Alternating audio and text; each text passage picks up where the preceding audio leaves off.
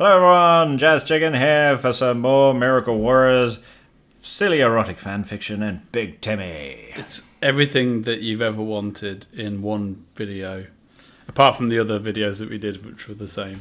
And look at exactly where we are right now in Miracle Warriors. I don't know where it is, but isn't it fascinating? Can you believe that thing happened in the previous episode with that guy? I mean, it goes with the erotic fanfiction because that game is basically just grinding. That's all you do. Yeah, and you'll be doing so much grinding after you hear this. Yeah. You'll be like, oh, what am I going to do with my JazzChicken body pillow now available in the JazzChicken store? It's just a pillow. It's a pillow with a chicken on it. No, it's just a normal pillow. This is your pillow that you've got at home. Yeah. With a crude drawing of a chicken. and sunglasses, of course. So, what have we got? What filth are we going to listen to now? What lovely stories we got. Okay, everyone, settle down. Put the lube to one side. Get the tissues ready as we begin our stories. Surely you'd want the lube for this. That's what I say. Put it to one side. I'm talking about get the bucket out, get it right, get yourself right in that bucket. A bucket of lube. Just smother yourself. Don't you have a bucket of lube? We keep it under the sink, just in case. Right, go. Oh, Jazz, you mad genius. I got it to say it this time. This is either the greatest idea for a chaotic fanfic ever, or a guaranteed way to be banned from several fandom forums. Either way, let's roll with it. Oh. The title. Tickle Me Timelines. A love that defies space and sanity. A deliriously wrong fanfic that nobody asked for. Good. It was a stormy night in 1985. Doc Brown was fiddling with the flux capacitor, muttering things like, "Great Scott!" and "Marty, we're gonna need more plutonium." When suddenly, boom, a freak lightning bolt struck the DeLorean and opened a tear in the very fabric of reality. Out of the rip in space-time tumbled a fuzzy red enigma. "Hi, Doc!" Elmo's here to destabilize the time stream. Oh, Great Scott, no. The creature chirped with terrifying cheer. Doc adjusted his goggles, sweat beading on his brow. "What in Einstein's ghost are you?" It just feels wrong. I feel so dirty. "Elmo's from Sesame Street, but now Elmo's in your dreams, baby." Oh my god. Doc stammered. He's coming on strong. He's like, get ready for this. Doc stammered. What do you mean, dreams? Elmo slowly unzipped a tiny leather jacket that seemingly appeared from nowhere. Oh no. "Elmo's been watching you, Doc. All those years. The wild hair, the obsession with clocks, the reckless disregard for causality." He wiggled his fingers. "Elmo likes naughty scientists." Oh. Doc fell backward into a pile of blueprints, trying to block out the images assaulting his frontal cortex. "This is temporarily unethical. You're a children's TV icon." So he knows that he's going to do something wrong. "Elmo's ratings have dropped, Doc. It's time to rebrand." Oh, God. Cut to a montage of increasingly absurd, erotic but G-rated situations. Elmo licking plutonium rods seductively while Doc begs him to stop. Is that G-rated? A slow motion sequence of Elmo tickling Doc until he screams, "Great Scott!" so loud he shatters glass. Elmo suggestively whispering, "Elmo wants to go 69 miles per hour." Oh no! They land in 3023, where society is ruled by an AI modelled after Big Bird. The only way to escape?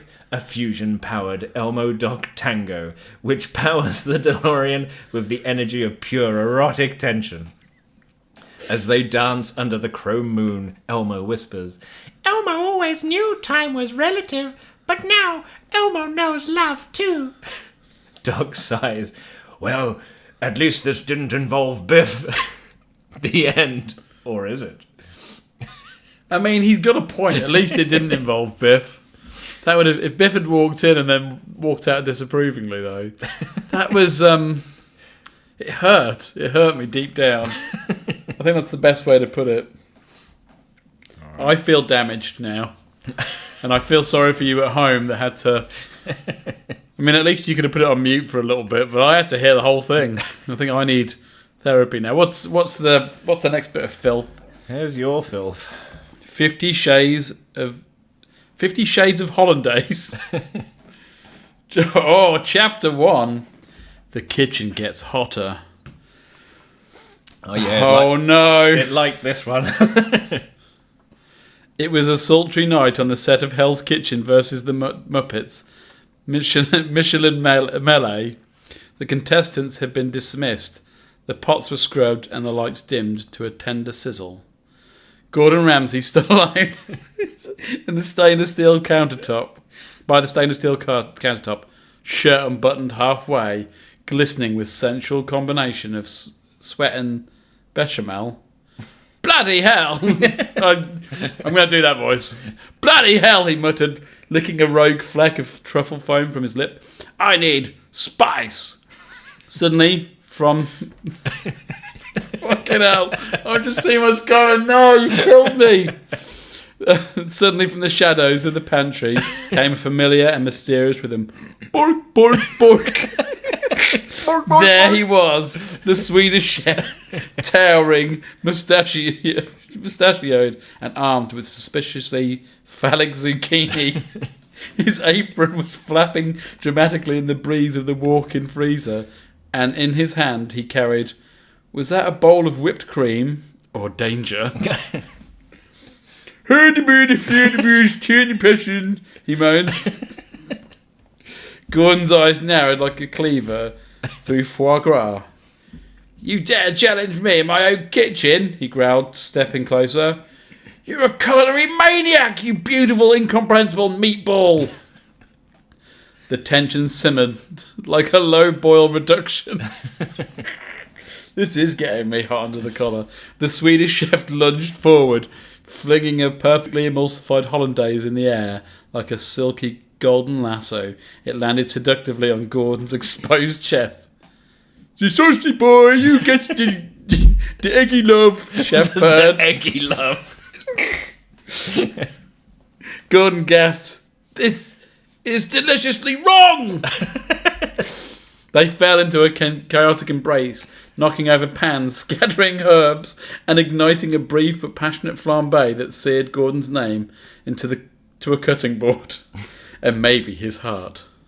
Suddenly, the chef whispered into Gordon's ear, voice thick with heat and umlauts? Omelette? I don't know. Bork me, Ramsay. Bork me raw. Gordon froze, then he spurked. You muppet, let's whisk it all. And just like that, spatulas flew, pans were metaphorically dropped. The Swedish chef didn't seem to wear any pants were metaphorically dropped. The Swedish chef didn't seem to wear any anyway. And the world learned that the most explosive flavours come from forbidden recipes. Oh no. Chapter 2, A Bone in the Broth. The Seuss aphrodisiacal haze that still hung in the air like smoked Gouda souffle. Gordon lay sprawled across the prep table, chest smeared with hollandaise and dignity left somewhere in the walk-in fridge. The Swedish chef gently combed his moustache with a pastry brush, humming a lullaby to a nearby cucumber. Suddenly, boom! The double doors of Hell's Kitchen burst open in a cloud of glitter and evil. Fools! Oh, hang on. Fools! Came a high-pitched screech. I smelled arousal and under-seasoning. Oh, sorry, hang on. I've got to redo that bit. Fools! Came a high-pitched screech. I smell arousal and under-seasoning. In strut Skeletor, hips swaying, cloak billowing, abs inexplicably shredded despite being a literal skeleton, he pointed a finger bone menacingly at Gordon. You dare engage in saucy escapades without Skeletor's permission? I should flay your soul like a rotisserie duck. Gordon blinked, squinting. Who the fuck is this guy? The Swedish chef looked terrified. This spooky man, I want to say bum bum. What's the bum bum? Skeletor climbed atop the prep station, his pelvis bones grinding on a rolling pin in a way that was both confusing and deeply impressive. I have mastered the dark arts of sensual souffle. You think your saucy rendezvous is hot? Behold, my bone in boudoir technique. And with that, he produced a whisk. It glowed with eldritch power. Somewhere a souffle rose for absolutely no reason. Oh, God. I call it Whip of the Damned. He cracked it once. Gordon's apron combusted instantly. Oh, wow. You're mad, whispered Gordon in awe of his voice. Oh, hang on. You're mad. I am passion incarnate, you roast beef-voiced mortal. You roast beef-voiced mortal. What? Swedish chef, trembling, reached out with a trembling fondue fork. This spooky man is a kind of sexy. Silence, you sausage-fingered Lethro. Skeletor snarled, then caressed his own bony ribcage seductively. Now, let's turn this two-course fumble into a three-way tasting menu. Why is Skeletor into food so much? Gordon stood up, sauce dripping from his abs, like a poorly sealed baruta. His eyes locked with Skeletor. All right, you Skeletor freak, you want to play with fire? He smirked. Let's make this a death flambe. The lights dimmed. The fryer roared. A moan echoed through the walk-in freezer. And somewhere in the night, Guy Ferrari shivered, though he did not know why. Wow. Wow. That was fully... Yeah. That was fully erotic, that. It was full on with that I could not believe that. It was great. I loved Jeez. Not only did we get... We've got the first character that walked in and didn't walk out. Was just like, I'm into this. I want this. Not only am I'm gonna have a three-way with them as well. Like, wow. You guys at home must be so spent by now. Please animate it, please. Yeah. You're the bum bum. The skilly man. You're the bark bum bum. Like, yeah. That's the worst. Alright, so this next one is representing two characters that we created ages ago and were in our live streams when I was on Twitch. There's two old ladies named Judith and Betty, and I think they had a feature in the charity stream, didn't they? Judith and Betty, and they talk random crap. I play the role as Betty. I am a grumpy old lady. I still have my wits about me, kind of intelligent, but I hate life and I hate everything and everyone. BigTimmy plays as Judith. Yeah, I'm a horny old lady that just wants to marry everything, and I'm completely insane. And I'm also in love with Betty, I guess. Yeah, Betty reluctantly sticks with Judith, and she doesn't know why. She's almost like captured by her. It's like Stockholm Syndrome. Yeah. In the movie that I was writing for Judith and Betty, Judith was an alien set to destroy the Earth, but she falls in love with Betty, and that was it. So this is the. So here's the story. I'll try not to get... We're a bit closer to the mic because I have to both of us read it now. You get the full experience of eroticness. Ooh. Oh. Title. Oh. Oh, hang on. Oh, yes, there we go. Title: Bingo, Batteries, and the Beast Within. A funny erotic fan fiction of Judith and Betty. At precisely 4:47 p.m., Judith arrived at the Shady Pines Retirement Community Lounge, it's canon now, wearing a feather boa, 3 brooches shaped like cats, and a faint trail of rose-scented glitter that marked her path like Hansel and Gretel's breadcrumbs, if breadcrumbs were made of tacky perfume and crusted Mardi Gras dreams. Betty! Betty! She shrieked, arms flailing with the chaotic grace of an inflatable tube man. Guess what it is? Betty looked up from her crossword puzzle, pen trembling slightly from the sheer force of Judith's entrance. She adjusted her oversized hearing aid with a sigh. It's Wednesday, Judith. Same as it was 5 minutes ago. You've announced it 4 times. Judith beamed. Exactly, Wednesday. Hump day. You know what that means? Oh my god. Betty raised an eyebrow, silently begging her pacemaker to skip a beat and end this torment. Erotic bingo night. Oh, no, that was you. Sorry. Erotic bingo night. Betty choked on her mint. Erotic what?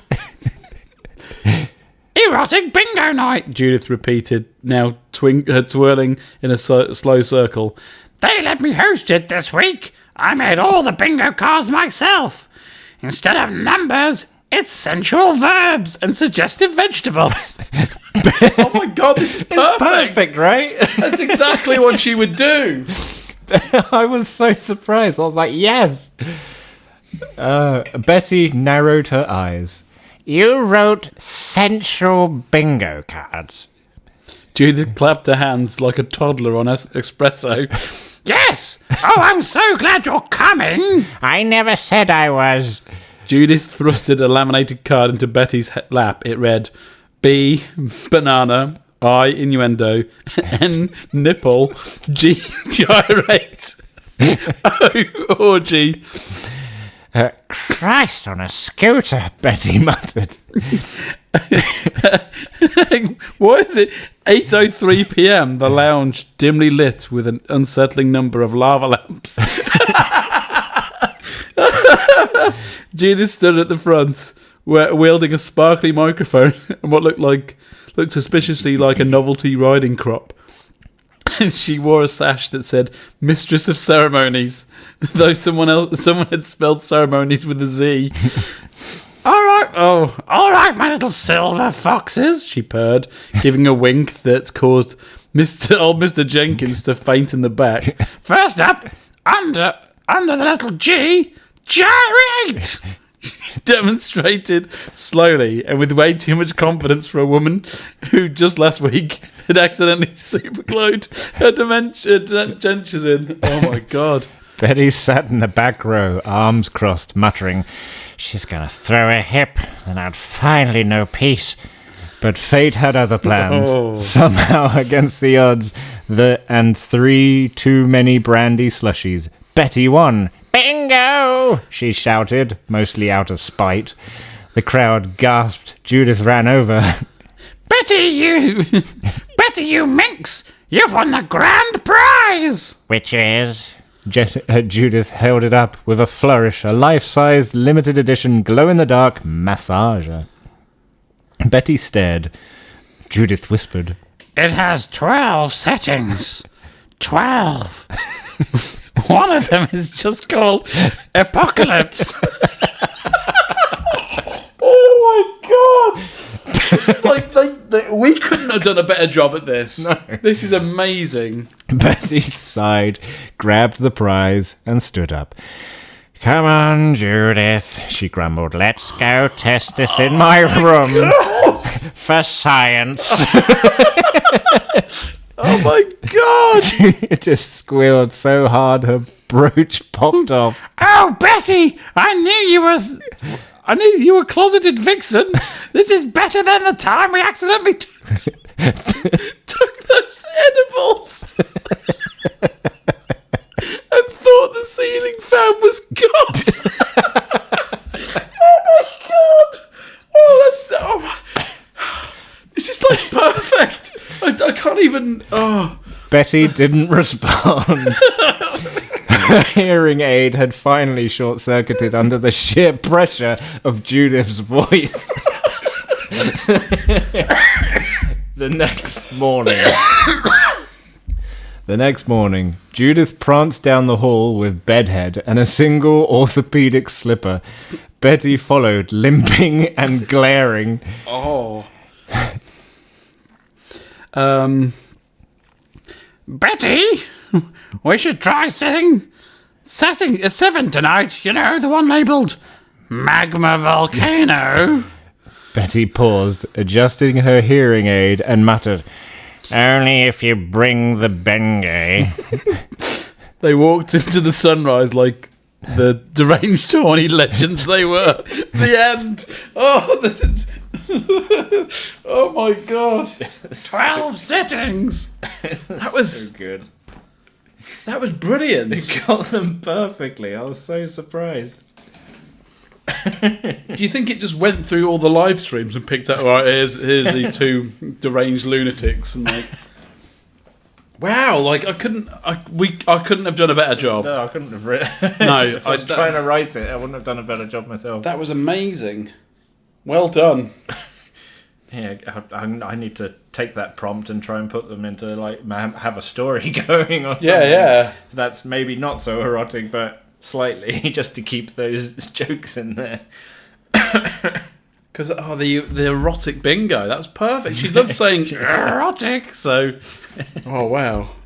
The last setting is apocalypse. The apocalypse. We should try setting set. I like the fact that she finally gave in as well, and just banged. Just do it for science. Yeah, let's do this for science. I don't ever remember her being very scientific, but that's fine. We can live with that. Now I've broken my hip.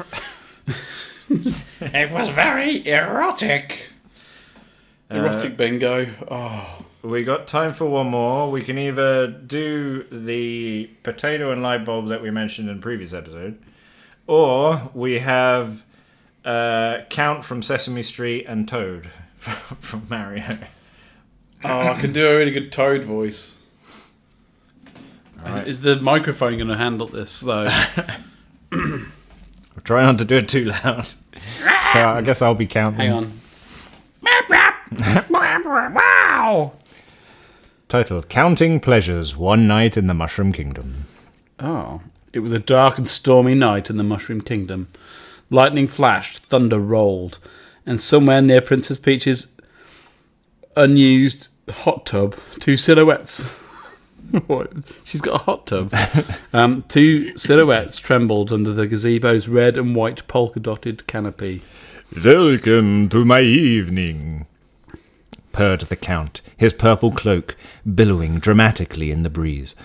"I have come to count something special tonight. Toad blinked at him, clutching a mushroom-shaped martini glass. Wow, Count! I thought you were here to teach math to the Koopa kids. 9, the Count whispered, gliding closer. "Tonight I am here for you, my little fun guy." Toad dropped his martini. Did you just call me a fun guy? "Yes, because you make me sportingly excited. Toad's eyes widened. Oh, my mushrooms! The Count spun dramatically. "Let us begin. I will count the ways I adore you. 1, your adorable squeaky voice. 2, your plump little cab. 3, your..." Okay. Toad blushed, hiding his face behind a giant leaf. You're embarrassing me, Count. What if Mario sees? The Count grinned, bearing a single pixelated fang. I don't know why it's pixelated. Then he will learn to share his power-ups. Toad's cap tilted dramatically as he gasped. You're so naughty. 4 adorable gasps. Lightning struck again. The gazebo shook slightly. The Count leaned in, whispering, "Shall I count your freckles?" I don't think I have any. Toad squeaked. "Then I shall draw them on, one by one, with edible ink." Toad melted like a fire in lava. What? Take me, you educational vampire. I've never heard him referred to as an educational vampire. And so, under the steamy haze of Copacabana night, as Goombas awkwardly shuffled past, pretending not to notice, the Count and Toad shared a tender embrace full of multiplication, division, and a little long subtraction. By the morning, the Count lay exhausted, whispering gently into Toad's cap. I counted 69 noises from you last night. Toad giggled. You forgot the encore! 70 wonderful sounds. I like the fact they didn't quite put somebody walking in, but some Goombas walked past him and let's pretend we didn't see anything. Just little shifty eyes. Yeah, is that a vampire and a toad? Let's get it on. That was one of the best experiences of my life. There, I think it's definitely a top 10 moment. Wow, guys, how aroused are you now? Are you all hot to trot, as they say in the industry of erotic fan fiction? Or are you cold to blow? I don't know. I quickly put it in because we've got a little bit of time for one last one. About what you mentioned before, the potato and a light bulb. Okay, right. I've not heard this. Title. Neither of us have heard this. Hot and Mashed, a love story of a potato and a light bulb. Once upon a time, in the dimly lit confines of a lonely kitchen drawer, lived a plump, curvaceous Yukon gold potato named Spuddy. He had eyes all over his body, literally, and none had ever known true love. That is, until the day he rolled a little too hard and fell behind the toaster. There, in a dust bunny-ridden corner of forgotten crumbs and existential dread, shone a single light bulb. Not just any light bulb. Luma, a radiant 60-watt iridescent goddess with a frosted glass body and curves that could make Edison rise from the grave. She hung swaying seductively from her loose wire like she owned the shadows. Spuddy's heart, or whatever organ he used to regulate starch, throbbed. Hey there, Luma cooed, flickering flirtatiously. You new here? Spuddy blushed russet. I just rolled in. Name's Spuddy. You light up my world. She giggled, a soft electric hum that vibrated straight through his tuba. His tuba? He has a tuba now. Well, he technically is a tuba, but their chemistry was instant, literally. Luma cracked with electricity every time he scooted closer, the static making his skin prickle like a peeled spud. One fateful night, as the house slumbered and the fridge moaned in its sleep, they could no longer resist their carby crackly cravings. Spuddy edged up beneath her swaying form. Touch me, he whispered, with your filament. I burn hot, she warned. I like it mashed. I like it. Sounds like what was this game, Johnny Vegas? Yeah, monkey. That's what I'm going for. I like it mashed. With a dramatic flicker, she lowered herself down, grazing his earthly flesh. Sparks flew, actual real house fire risk level sparks. Spuddy sizzled with delight. Oh, he moaned. I'm turning. Fucking hell. Oh, give me a second. Oh, I'm turning into hash browns. Luma pulsed, basking in her own afterglow. Baby, you just got loaded. It was beautiful. It was dangerous. It was strictly against kitchen safety guidelines. By morning, the toaster had shorted, the circuit breaker had tripped, and Spuddy had a slight scorch mark in a place we're not allowed to describe under FDA regulations.